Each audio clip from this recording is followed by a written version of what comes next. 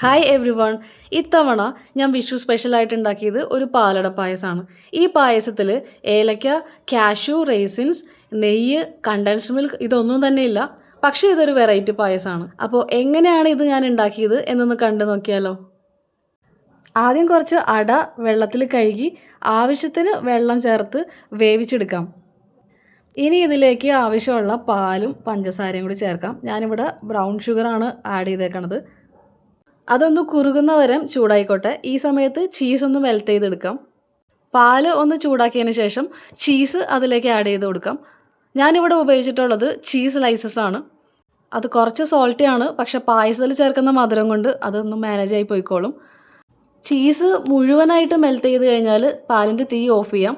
ഇനി ഇത് ആ പായസക്കൂട്ടിലേക്ക് ആഡ് ചെയ്യാം. ഇനി ഇതൊന്ന് നന്നായിട്ട് ഇളക്കി ചേർക്കാം.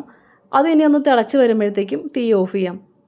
ഇതിലേക്ക് ഇനി നട്ട്സോ നെയ്യോ മറ്റ് ടേസ്റ്റ് മേക്കേഴ്സോ കണ്ടൻസ്ഡ് മിൽക്കോ ഒന്നും തന്നെ ചേർക്കുന്നില്ല. പക്ഷേ നല്ലൊരു കൺസിസ്റ്റൻസിയും ഒരു ഡിഫറെൻറ്റ് ടേസ്റ്റും ഈ പായസത്തിന് കിട്ടും. ഈ ഒരു പായസത്തിൻ്റെ പ്രത്യേകതയായിട്ട് തോന്നിയത് ഇത് ചൂടോടുകൂടി കഴിച്ചപ്പോഴും ഫ്രിഡ്ജിൽ വെച്ച് ഒന്ന് തണുപ്പിച്ച് കഴിച്ചപ്പോഴും ഒരേ ടേസ്റ്റ് തന്നെയായിരുന്നു. അപ്പോൾ ചീസ് ഇഷ്ടപ്പെടുന്നവരെല്ലാം തന്നെ ഇതൊന്നും ചെറിയ അളവിലൊന്നും ഉണ്ടാക്കി നോക്കുക. എന്നിട്ട് ഇഷ്ടപ്പെട്ടോ എന്നൊക്കെ ഒന്ന് അറിയിക്കുക. അടുത്ത വീഡിയോ കാണാം. താങ്ക്